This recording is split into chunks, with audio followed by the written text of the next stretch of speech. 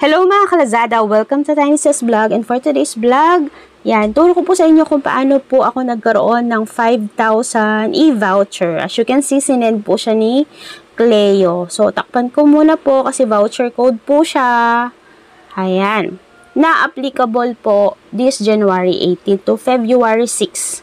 So, yan po. Yung nakatakip, yan po yung voucher ko. So, yan. Ganito po siya. Punta po kayo sa aking description box. Nandun po yung link nito. Ayan. Pag nandun na po kayo, click nyo po yung register. And then, mapupunta kayo. Ayan. Legit po siya na sa Lazada mismo. Okay? So, makikita mo dyan. Complete all your details to get 5,000 e-voucher.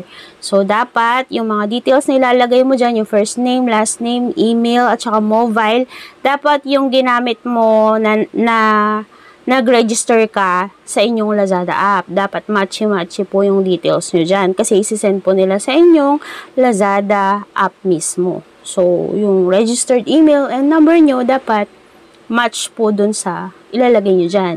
So, yan. Wala naman pong maling answer dyan. Basta i-click mo lang yung box ng sagot mo. Okay? For example, which is smartphone? Parang survey lang po siya. And then, after that, pag nasagutan mo na po, is, i-click mo lang yung submit sa pinakababa. And that's it po. And then, hintay ka lang na 1 hour, sisend nila yun sa yung Lazada app.